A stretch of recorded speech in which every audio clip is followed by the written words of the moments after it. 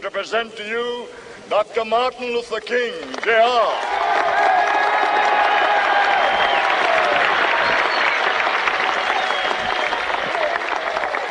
I am happy to join with you today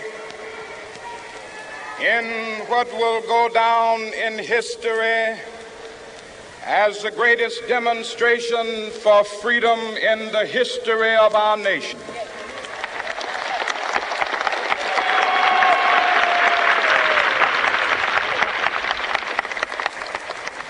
Five score years ago, a great American in whose symbolic shadow we stand today signed the Emancipation Proclamation. This momentous decree came as a great beacon light of hope to millions of Negro slaves who had been seared in the flames of withering injustice. It came as a joyous daybreak to end the long night of their captivity. But 100 years later, the Negro still is not free. 100 years later, the life of the Negro is still sadly crippled by the manacles of segregation and the chains of discrimination. 100 years later, the Negro lives on a lonely island of poverty. I have a dream that one day this nation will rise up and live out the true meaning of its creed.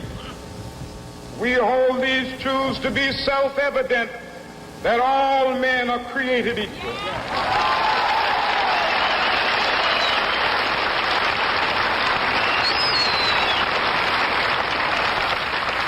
I have a dream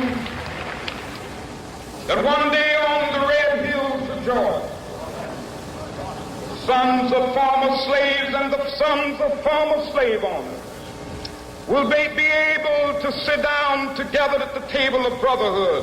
I have a dream that one day, even the state of Mississippi, a state sweltering with the heat of injustice, sweltering with the heat of oppression, will be transformed into an oasis of freedom and justice. I have a dream. My four little children will one day live in a nation where they will not be judged by the color of their skin, but by the content of their character. I have a dream today.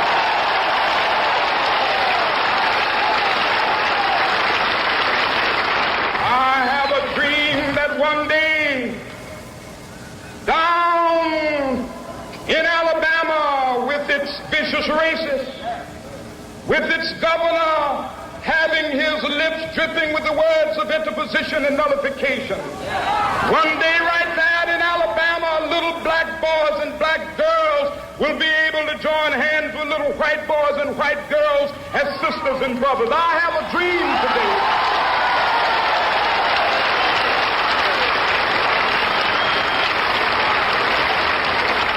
I have a dream that one day every valley shall be exalted, and every hill and mountain shall be made low. The rough places will be made plain, and the crooked places will be made straight, and the glory of the Lord shall be revealed, and all flesh shall see it together. This is our hope. This is the faith that I go back to the South with. With this faith, we will be able to hew out of the mountain of despair a stone of hope. With this faith, we will be able to transform the jangling discords of our nation into a beautiful symphony of brotherhood. With this faith, we will be able to work together, to pray together, to struggle together, to go to jail together, to stand up for freedom together, knowing that we will be free one day.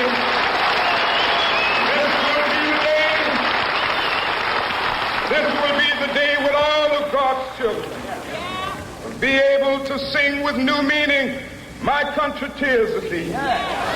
Sweet land of liberty, of thee I sing. Land where my fathers died, land of the pilgrim's pride. From every mountainside, let freedom ring. And if America is to be a great nation, this must become true. And so let freedom ring. From the prodigious hilltops of New Hampshire, let freedom ring. From the mighty mountains of New York, let freedom ring. From the heightening Alleghenies of Pennsylvania, let freedom ring. From the snow-capped Rockies of Colorado, let freedom ring. From the curvaceous slopes of California. But not only that, let freedom ring from Stone Mountain of Georgia. Let freedom ring from Lookout Mountain of Tennessee.